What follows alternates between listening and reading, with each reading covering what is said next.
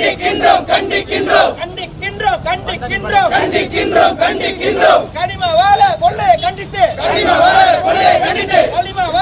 புதுக்கோட்டை மாவட்டத்தில் பல்வேறு சுற்றுச்சூழல் பாதுகாப்பு செயற்பாட்டாளர்கள் சட்டவிரோத கனிம கொள்ளைகளை தடுப்பது, இயற்கை வளங்களை பாதுகாப்பது, தொல்லியல் சின்னங்களை பாதுகாப்பது உள்ளிட்ட செயல்பாடுகளில் நாட்டின் மீதும் சட்டத்தின் மீதும் நம்பிக்கை வைத்தும் மக்களின் மீதும் உலகத்தின் மீதும் அன்பு செலுத்தி தன்னார்வமாக செயல்பட்டு வருகின்றனர். அவர்களில் ஒருவராக புதுக்கோட்டை மாவட்டம் திருமயம் வட்டம் வெங்காளூர் பகுதியைச் சேர்ந்த ஜகபர் அலி கனிம வளங்களை பாதுகாப்பதில் சட்டத்தின் மீது நம்பிக்கை கொண்டு செயல்பட்டு வந்தார். இந்த நிலையில் சட்டவிரோதமாக இயற்கை வளங்களை கொள்ளையிடும் கல்குவாரி நடத்தும் நபர்களால் கடந்த ஜனவரி 16ஆம் தேதி லாரி ஏற்றி படுகொலை செய்யப்பட்டுள்ளார். இதுபோன்ற படுகொலைகள் நடைபெறுவது தமிழகம் முழுவதும் தொடர்கதையாகியுள்ள நிலையில் இப்படுகொலைக்கு கனிம வளங்களை பாதுகாக்க வேண்டிய அரசு ஊழியர்களின் ஊழலும் லஞ்சம் வாங்கும் தன்மையும் அரசின் அலட்சிய போக்குகளுமே காரணம். இதுபோன்ற செயல்களினால் ஜனநாயகத்தின் மீதும் சட்டத்தின் மீதும் நம்பிக்கை கொண்டு செயல்பட்டு வரும் கனிம வள பாதுகாப்பு செயற்பாட்டாளர்கள் சட்டத்தின் மீதும் அரசின் மீதும் நம்பிக்கையை இழக்க நேரிடும். எனவே மக்களுக்காக, எதிர்கால தலைமுறைக்காக தனது உயிரை ஈகம் செய்த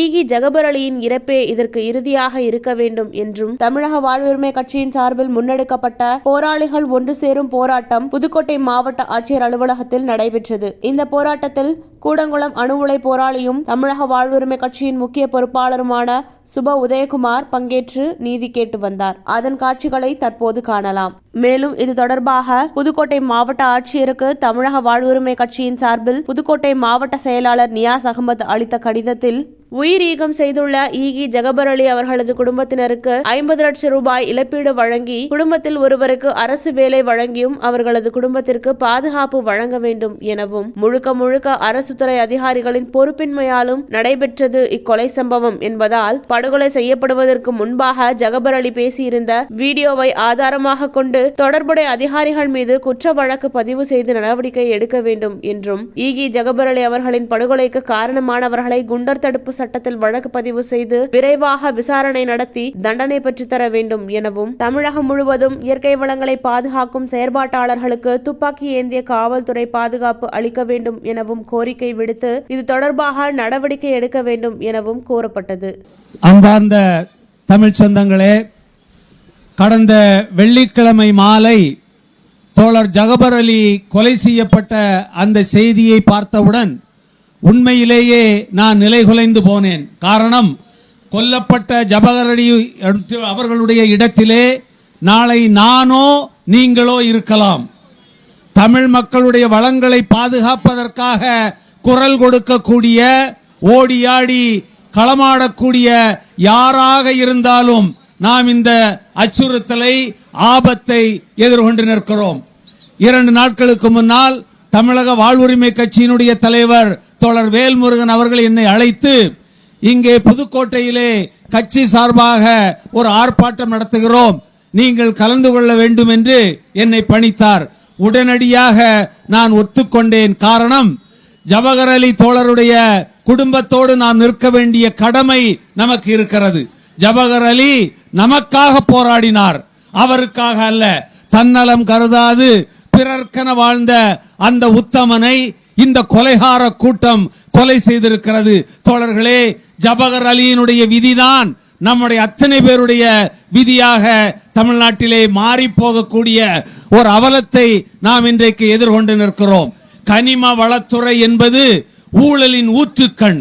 இங்கே புதுக்கோட்டையிலே தம்பி மணிகண்டனும் மற்றவர்களும் சுட்டிக்காட்டியது போல புதுக்கோட்டையிலே மட்டுமல்ல, ஒட்டுமொத்த தமிழ்நாடு முழுக்க இந்த கனிம வளத்துறை என்பது ஊழலின் ஊற்றுக்கண்ணாக விளங்கி கொண்டிருக்கிறது. நாடு முழுக்க நயவஞ்சகர்கள் நம்முடைய ஆற்று மணலை, கடல் மணலை, மலைகளை, மரங்களை, காடுகளை, கனிம வளங்களை என்று அனைத்தையும் அள்ளி தோண்டி மிகப்பெரிய லாபம் சம்பாதித்துக் கொண்டிருக்கிறார்கள். அவர்கள் பல்லாயிரக்கணக்கான கோடி ரூபாயை சம்பாதிக்கும் போது இந்த நாய்களுக்கு எச்சில் எலும்பு துண்டை தூக்கி போடுகிறார்கள். இவர்கள் நம்மை காட்டிக் கொடுக்கிறார்கள். இந்த பிரச்சனை தமிழ்நாடு முழுக்க பரவலாக நடந்து கொண்டிருக்கிறது. வளக்கொள்ளை தமிழ்நாடு முழுக்க நடக்கிறது. இதிலே பெரிய அரசியல் கட்சிகளுடைய தலைவர்கள் இதிலே ஈடுபட்டு கொண்டிருக்கிறார்கள். இவர்களுக்கு அரசியல் பின்புலம் இருக்கிறது, ஏராளமான பணம் இருக்கிறது. இவர்களுக்கு செல்வாக்கு இருக்கிறது. ஜபகர் அலி போன்ற, உங்களை போன்ற, என்னை போன்றவர்களை இவர்கள் தட்டி தூர எறிந்துவிட்டு போய்கொண்டே இருப்பார்கள். அதுதான் இங்கே நடந்திருக்கிறது. ஒரு லாரியை கொண்டு அவரை கொலை செய்ததன் மூலம் இந்த பிரச்சனையை அப்படியே மூடி மழுங்கடித்து விடலாம். இந்த பிரச்சனையை அப்படியே மூடி மறைத்து விடலாம். இனி யாரும் எழுந்து நிற்க மாட்டார்கள், ஏனென்று கேள்வி கேட்க மாட்டார்கள்.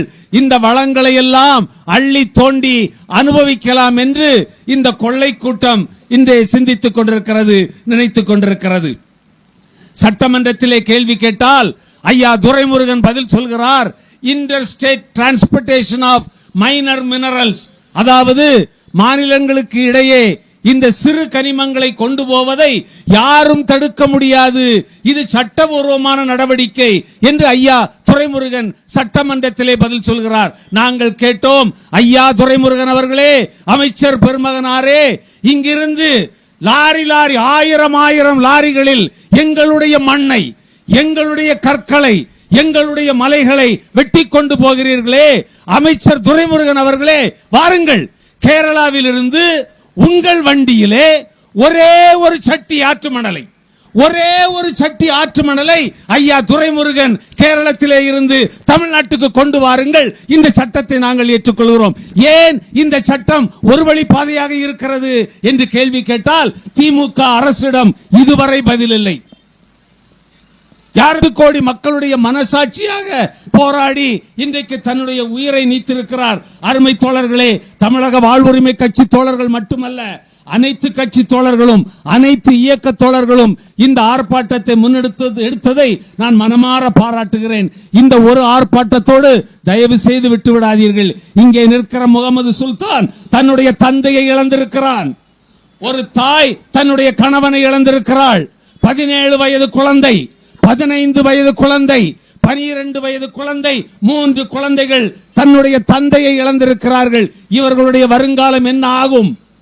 தமிழ் குலத்துக்காக, தமிழ் இனத்துக்காக உயிர் கொடுத்த அந்த ஜபகர் அலியை நாம் விட்டுவிடக் கூடாது.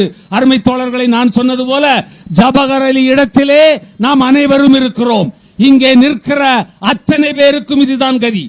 இந்த பிரச்சனைக்கு நாம் முற்றுப்புள்ளி வைக்கவில்லை என்றால் நாளை நாம் அனைவருமே கொல்லப்படுவோம். ஒன்றை சொல்கிறேன் தோழர்களே, இந்த ஆற்று மணலை, கடல் மணலை, மலைகளை, பாறைகளை, கற்களை பற்றி நாம் கவலைப்பட்டு கொண்டிருக்கிறோம். அதை கடந்து வேறு ஒன்று இப்போது நடந்து கொண்டிருக்கிறது. தமிழ்நாட்டிலே கனிம வள கொள்ளையை தொடங்கி இருக்கிறார்கள். நீங்கள் எல்லாம் கேள்விப்பட்டிருப்பீர்கள். மதுரையை அடுத்த மேலூரிலே 5000 ஏக்கர் நிலத்திலே நாங்கள் டங்ஸ்டன் கனிமத்தை எடுக்க போகிறோம் என்றார்கள். பிறகு 2 வாரத்துக்கு பிறகு தெரிகிறது 30,000 ஏக்கருக்கு அதிகமான இடத்திலே, திண்டுக்கல் மாவட்டம், மதுரை மாவட்டம், சிவகங்கை மாவட்டம் என 3 மாவட்டங்களிலே 30,000 ஏக்கருக்கு அதிகமான அளவிலே இந்த டங்ஸ்டன் கனிமத்தை அள்ளி தோண்டி எடுக்க போகிறோம். எதிர்ப்பீர்களா? அதானிகளும், அம்பானிகளும், மோடிகளும், அமித்ஷாக்களும், ஸ்டாலின்களும், உதயநிதிகளும் எல்லாம் இந்த கொள்ளைக்கு பின்னால் இருப்பார்கள்.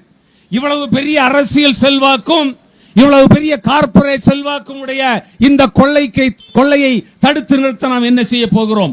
திருவண்ணாமலை மாவட்டத்திலே, சேலம் மாவட்டத்திலே வேடியப்பன் மலை, கவுத்தி மலை, கல்வராயன் மலை போன்ற மலைப்பகுதிகளிலே இரும்பு தாது ஏராளமானதாக இருக்கிறது. அதை நாங்கள் ஜிண்டால் கம்பெனிக்கு தாரை வார்த்திருக்கிறோம். ஜிண்டால் கம்பெனி அள்ளி தோண்டி எடுக்க போகிறான் என்கிறார்கள். கன்னியாகுமரியிலே அணுக்கனிம சுரங்கம் அமைக்க போகிறோம். 5000 ஏக்கருக்கு அதிகமான இடத்திலே இல்மனைட், கார்னைட், சிலிக்கானைட், மோனோசைட் போன்ற கனிமங்கள் இருக்கின்றன. அவற்றை நாங்கள் அள்ளி தோண்டி எடுக்க போகிறோம் என்று சொல்கிறார்கள். தூத்துக்குடி மாவட்டத்திலே சாத்தான்குளம், குதிரைமொழி பகுதிகளிலே 5 மில்லியன் டன் தேரி மணல் இருக்கிறது. அந்த தேரி மணலிலே டைட்டானியம் டை ஆக்சைடு இருக்கிறது. அதை இந்தியன் ரேர் எர்த்ஸ் என்கிற நிறுவனமும் தமிழ்நாடு அரசும் சேர்ந்து அதை அள்ளி தோண்டி எடுத்து 4000 பேருக்கு வேலை கொடுக்க போகிறோம். அட படுபாவிகளா, 4000 பேருக்கு வேலை. அங்கே இருக்கிற அந்த தேரி மண் தான் ஒரு ஸ்பாஞ்ச் போல வேலை செய்து மழை பெய்யும் போது தண்ணீரை உள்வாங்கி வைத்துக் கொண்டு பல்லாயிரக்கணக்கான பனை மரங்களுக்கு நீர் ஆதாரமாக இருக்கிறது. பனை மரம் என்பது உணவு பாதுகாப்பு தொடர்புடையது. பனை மரம் என்பது ஊட்டச்சத்து தொடர்புடையது. அந்த ஊட்டச்சத்தை பற்றியோ உணவு பாதுகாப்பை பற்றியோ இந்த ஒன்றிய மாநில அரசுகள் கவலைப்படவில்லை. 4000 பேருக்கு வேலை கொடுப்பார்களாம். 4 லட்சம் பேர் பயனடையக்கூடிய அந்த மண்ணை அள்ளி தோண்டி அடுத்தவனுக்கு விற்று 4000 பேருக்கு வேலை தருகிறோம் என்று திட்டமிடுகிறார்கள். தமிழ்நாடு முழுக்க இங்கே காவிரி டெல்டாவிலே மீத்தேன் எடுக்க போகிறோம், நிலக்கரி எடுக்க போகிறோம், எண்ணெய் எடுக்க போகிறோம் என்று ஏராளமான அழிவு திட்டங்களை இங்கே செய்து கொண்டிருக்கிறார்கள். கதிராமங்கலம், நெடுவாசல், வடகாடு என ஒவ்வொரு கிராமமாக மக்கள் போராடி கொண்டிருக்கிறார்கள். அருமை தோழர்களே, ஒட்டுமொத்த தமிழ்நாட்டையும் ஒட்டுமொத்த தமிழ் இனத்தையும் அழிப்பதற்கு இந்த ஒன்றிய அரசு திட்டமிட்டு விட்டது. மாநில அரசு அஞ்சி அவர்களோடு நடக்கிறது. இந்த நேரத்திலே ஜகுபர் அலி போன்றவர்கள் ஆயிரக்கணக்கானோர் நமக்கு தேவை. ஆயிரக்கணக்கான ஜகுபர் அலிகள் நமக்கு தேவை. ஒரு ஜகுபர் அலியை நீங்கள் கொல்லலாம். இங்கே குறிப்பிட்ட சோழர்கள் குறிப்பிட்டார்கள். என்ன? கோட்டாட்சியர், வட்டாட்சியர், காவல்துறையிலே ஒரு சில பேர், இப்படி அதிகாரிகளும் இதற்கு உடந்தையாக இருந்திருக்கிறார்கள் என்று. அவர்கள் ஏன் இதுவரை வெளியே வரவில்லை? அண்டை மாவட்டத்திலே சுற்றுப்பயணம் செய்யக்கூடிய தமிழக முதல்வர் அவர்கள் ஓடோடி வந்திருக்க வேண்டாமா? இங்கே கொல்லப்பட்டவன் சாராய வியாபாரியா? இங்கே கொல்லப்பட்டவன் கஞ்சா வியாபாரியா? முதல்வர் செய்ய வேண்டிய வேலையை ஒரு சாதாரண ஜகுபர் அலி செய்திருக்கிறான்.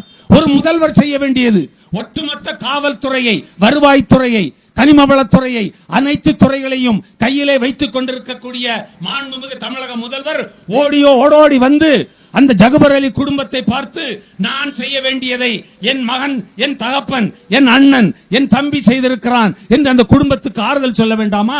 சொல்ல மாட்டார்கள். அருமை தோழர்களே, கனிமவள கொள்ளை இனி இங்கே ஒரு மாபெரும் கார்ப்பரேட் வியாபாரமாக போகிறது. கவனமாக இருங்கள். ஜகுபர் அலியை விட எளிதாக உங்களை கொன்று விடுவார்கள், கொலை செய்வார்கள். காரணம், அவர்களுக்கு கிடைப்பது பல்லாயிரக்கணக்கான கோடி ரூபாய் வருமானம்.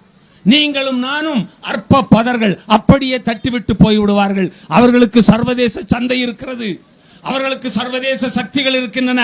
அவர்களை பாதுகாப்பதற்கு இந்த நாட்டினுடைய ஒன்றிய அரசு, இந்த நாட்டினுடைய மாநில அரசு, இந்த அதிகாரிகள் அத்தனை பேரும் அவர்களுக்காக நிற்பார்கள். எனவே நாம் விழித்துக் கொள்ள வேண்டிய நேரம் இது. அருமை சொந்தங்களே, தயவு செய்து உடனடியாக இங்கே புதுக்கோட்டையிலே ஒரு போராட்ட குழுவை நியமியுங்கள். அந்த போராட்ட குழு ஜகுபர் அலிக்கு நியாயம் கிடைக்கும் வரை விடக்கூடாது. இன்னொரு ஜகுபர் அலி மீது கை வைக்க கூடாது என்கிற உறுதியை நாம் மேற்கொள்ள வேண்டும். சில தோழர்கள் சொன்னார்கள், எங்களுக்கு வேறொரு வழியும் வேண்டாம், அந்த வேறு வழி நமக்கு வேண்டாம். வன்முறையால் எதையும் எந்த காலத்திலும் சாதிக்க முடியாது. நீங்களும் நானும் வன்முறைவாதிகளாக மாறினால் இங்கே இருக்கிற அதிகாரிகளுக்கு ஓரிரு மணி நேர வேலை. இங்கே பாருங்கள், சத்தீஸ்கரிலே நடந்து கொண்டிருக்கிறது. அமித்ஷா அறிவித்திருக்கிறார், 20க்கும் மேற்பட்ட மாவோயிஸ்டுகளை நாங்கள் கொன்றிருக்கிறோம். இன்னும் கொஞ்சம் பேர் இருக்கிறார்கள், அவர்களையும் கொலை செய்ய போகிறோம். மாவோயிசம் வேலைக்காகாது, வன்முறை உதவாது. அறவழியிலே போராடுவோம். உடனடியாக போராட்ட குழுவை தொடங்குங்கள். என்ன நடக்கிறது என்று அவதானியுங்கள், கூடி பேசுங்கள். ஒரு நாள் கூடி பேசிவிட்டோம், ஆர்ப்பாட்டம் நடத்திவிட்டோம், பத்திரிகையிலே செய்தி வந்து விட்டது, என்னுடைய பெயரும் வந்து விட்டது, இனி போதும் என்று தயவு செய்து விட்டு விடாதீர்கள். ஜகுபர் அலிக்கு நியாயம் வேண்டும். 25 லட்சம் ரூபாய் கேட்டார்களே, அது என்ன கணக்கு? 25 லட்சம் ரூபாய். ஒரு சாதாரண காவல்துறை அதிகாரி மரணம் அடைந்தால் 5 கோடி கொடுக்கிறதை தமிழ்நாடு அரசு ஜகுபர் அலிக்கு 5 கோடி கொடுக்க வேண்டும். ஜகுபர் அலி குடும்பத்திலே உள்ளவருக்கு வேலை கொடுக்க வேண்டும். இந்த வழக்கை உடனடியாக தீவிரமாக விசாரித்து அவர்களுக்கு நீதி அவர்களுக்கு தண்டனை வழங்க வேண்டும். இந்த அதிகாரிகள் பின்னால் இருந்து வாங்கி குவித்து செல்வ செழிப்பிலே வாழ்கிறார்களே, இந்த ஊழல் பெருச்சாளிகள், அவன் எவனாக இருந்தாலும் சரி, அவன் யாராக இருந்தாலும் சரி, எவ்வளவு பெரிய அதிகாரியாக இருந்தாலும் சரி, உண்மையை சொல்ல போனால் சில தாசில்தார்கள், வட்டாட்சியர்களே கொல்லப்படுகிறார்கள், வருவாய்த்துறை அதிகாரிகள் கொல்லப்படுகிறார்கள். நேர்மையான அதிகாரிகள் இருக்கிறார்கள், மனசாட்சி உள்ள அதிகாரிகள் இருக்கிறார்கள், அந்த அதிகாரிகளையும் கொலை செய்கிறார்கள். எனவே நாம் அத்தனை அதிகாரிகளையும் ஒட்டுமொத்தமாக தவறு சொல்ல வேண்டாம். ஆனால் ஏராளமான ஊழல் பெருச்சாளிகள் இந்த அரசியல் பேர்வழிகளின் பின்னால் மறைந்து கொண்டிருக்கிறார்கள்.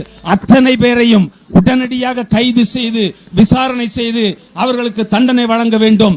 ஜகுபர் அலியினுடைய பிள்ளைகள் நம் அனைவருடைய பிள்ளைகள், 8 கோடி தமிழ் இனத்தின் பிள்ளைகள். அந்த பிள்ளைகளை நாம் கைவிட்டு விடக்கூடாது. அருமை தோழர்களே, இந்த போராட்டத்தை, இந்த ஆர்ப்பாட்டத்தை ஒருங்கிணைத்த அன்பு தம்பி நியாஸ், தோழர் முருகானந்தம், தோழர் தமிழரசன் போன்ற உங்கள் அத்தனை பேருக்கும் என்னுடைய நெஞ்சத்தின் அடித்தளத்திலிருந்து நான் நன்றி தெரிவிக்கிறேன். இது ஒரு நாள் போதாது, தொடர வேண்டும். மீண்டும் மீண்டும் அழைத்தாலும் நான் வருவதற்கு தயாராக இருக்கிறேன். காரணம், நானும் அச்சத்தில் தான் வாழ்கிறேன். ஜகுபர் அலி போல நாம் அத்தனை பேரும் கொல்லப்படுகிற வாய்ப்பு இருக்கிறது. எனவே ஜகுபர் அலிக்காக இன்று நாம் எழுந்திருக்கவில்லை என்றால் நாளை நமக்காக குரல் கொடுக்க ஒரு நாய் கூட இருக்காது. அருமை சொந்தங்களே, தயவு செய்து இந்த போராட்டத்தை நாம் தொடர்வோம். ஜகுபர் அலிக்கு நியாயம் கண்டுபிடிப்போம், நாம் நியாயம் கேட்போம். தமிழர்களுடைய வளங்களை பாதுகாப்போம். நம்முடைய குழந்தைகளுக்கு நம்முடைய வளங்களை விட்டு செல்வோம் என்று கூறி விடைபெறுகிறேன். நன்றி, வணக்கம்.